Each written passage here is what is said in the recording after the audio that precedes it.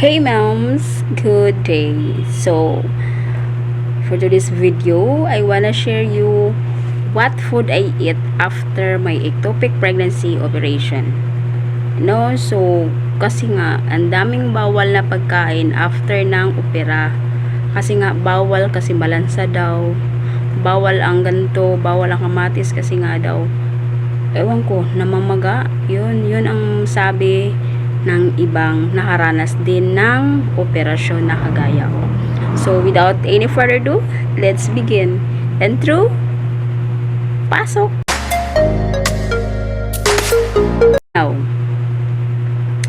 what food I eat after my ectopic pregnancy operation? First is, mostly na kinakain ko talaga is isda. Yes, fishy. Pero pili lang na isda. At first kasi talaga, hindi namin alam na bawal pala ang bangus. So, or ako lang ba ang naging conscious din sa pagtatanong what is bawal or hindi bawal. So, for me, pag ako namili, pag halimbawa may duty yung partner ko, pag ako yung namili, nagtatanong ako sa mga tendera kung bawal ba o hindi para sa bagong opera, kasi nag-iingat lang ako kasi alam mo naman kami lang, so mahirap na magkasakit ulit kasi sobrang mahal na nga ng bilihin, so extra careful ang ginagawa ko. So that time na ako yung namili, nagtanong ako kung anong isda ang bawal. So una, nagtanong ako sa tawag nito, yellowfin, or unsang ang tawag anak sa Bisaya. Nagtanong ko, tapos ang sabi nung babae, hindi raw pwede kasi madugo, or basta may sinabi pa siyang iba na bawal talaga sa bagong opera. Pangalawa, ang tinatanong ko naman is yung ano ba tawag dyan? Sa Bisaya, lumayagan. Yun, nukos ba? Yun, tinanong ko rin kung bawal ba. Ang sabi rin nung isa, bawal daw kasi nga makate at mangangati nga rin daw. Baka daw magngas-ngas yung aking opera. So, pangatlo ko naman tinatanong, ang sabi lang diretso sa akin nung matanda, bilhin mong isda ning is yung isda sa bato.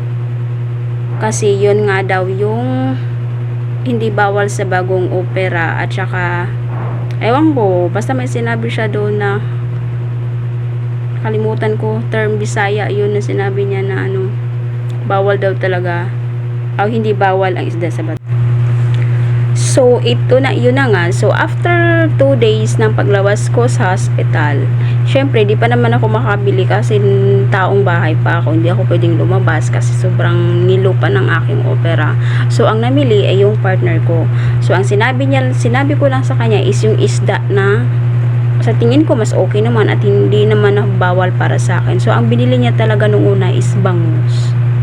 Yes, bangus at tinulang bangus lang, yun lang. Pero that time kasi hindi ko pa alam talaga na bawal daw talaga yun kasi panay tawag nito, sikmurain daw yung bagong opera, yung parang panay hilab yung tiyan mo. Pero hindi ko pa naman alam yun talaga na bawal. So, yun ang kinain ko. Pero wala namang, kaya siguro din bloated minsan yung nararamdaman ko, kaya ganun siguro, kaya doon ko na naalala na kaya siguro panay ako noon, yung parang gikabuhi ba, ayun doon. Tapos pangalawa, isda na sunod na araw naman, isda pa rin, isda na bilong-bilong. At yun ang sabi naman doon sa palengke, bawal daw talaga yun kasi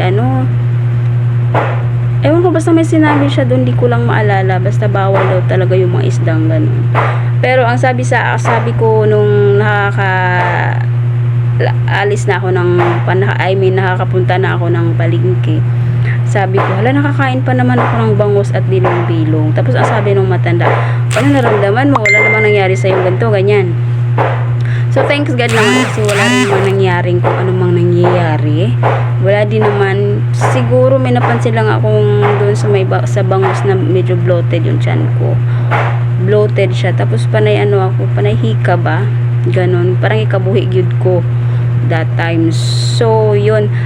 Pero, sa ibang isda, Ay na nakakain pala, nagprito din pala kami ng tilapia. Pero sa tilapia wala naman ako naramdaman doon. At yung sa tilapia naman, hindi rin ako nagtanong kung pwede ba siya sa bagong opera or hindi. So kumain lang ako kasi awan ko lang, pero salamat din naman at wala na din naman ako naramdaman na kakaiba, hindi naman ako nahihilo or ano pang nararamdaman na ano. Pero palagi kong nararamdaman is Makati, yung banda sa tahi ko. Pero ang ano ko lang doon talaga is baka gumagaling na yung tahi ko, kaya Makati. Yun lang, tapos ginagamot ko lang siya pag nangangati. Tapos ayun, ano pala, native na manok. Hindi pa ako nakakain ng hindi native na manok na sinabawan. Kasi yun lang lagi kong sinasabi sa kanya, native na manok ang bibilhin. Ewan ko lang, basta gusto ko lang. Ayaw ko muna yung magnolia. So, after sa mga isda-isda, more on veggies din ako. Kahit nagbuka ka ng kambing, kakain ng mga gulay.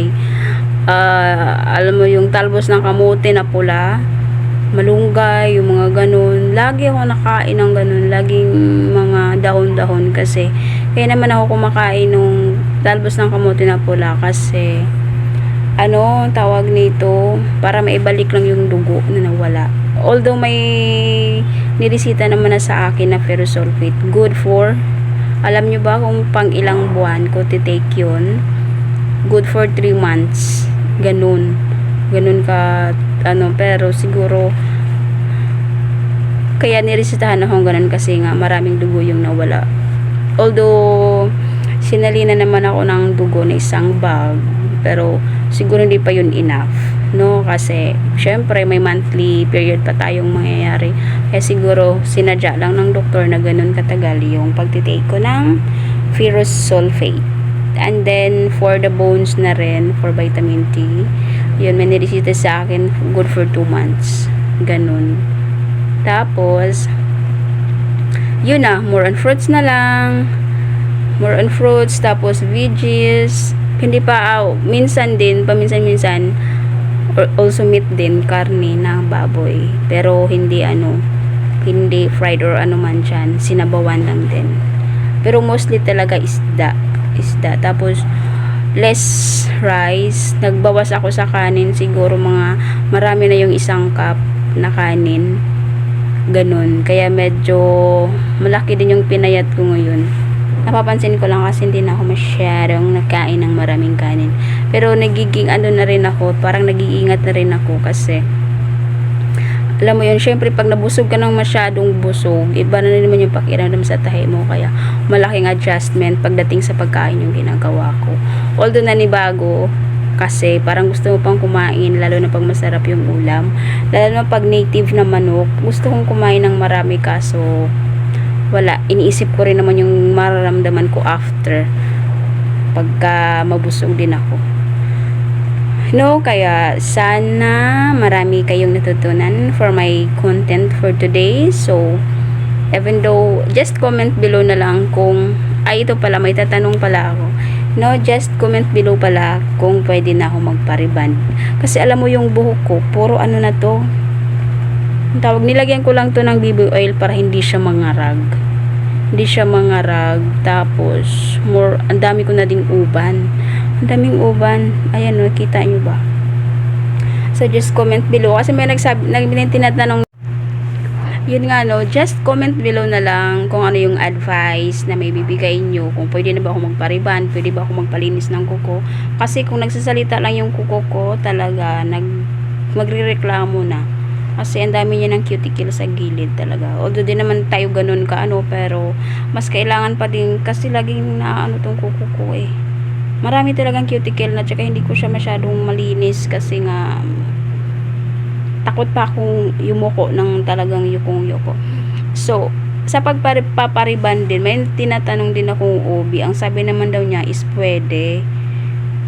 Pero may check up pa ako by September 8. So, that time magtatanong ulit ako kung pwede ba talagang magpariban, kasi syempre mag-iingat pa rin tayo. Magtatanong tayo sa mga expert kasi sila naman yung nakakaalam. At kung hindi ko pa kasi talaga matanong kung anong Although may med-cert naman akong nakuha, pero hindi ko kasi, gusto ko kasi yung personal talaga na doktor ang mag-explain sa akin kung anong operation yung ginawa, kasi meron namang iba na, ang sabi naman kasi sa akin is hindi daw talaga ito yung operation na kagaya nung ma-CS ka, kasi pag ma-CS ka malaking hiwa, pero ito rin sa akin kasi maliit lang siya, ganun lang siya kahaba, ganun lang siya kaliit, kasi maliit lang din naman yung kinuha. So by September 8 may check up pa naman ako, so magtatanong ako kasi gusto ko talaga malaman face to face, hindi lang kasi yung tinanong ko kasi is online, ang sabi naman sa akin is pwede. So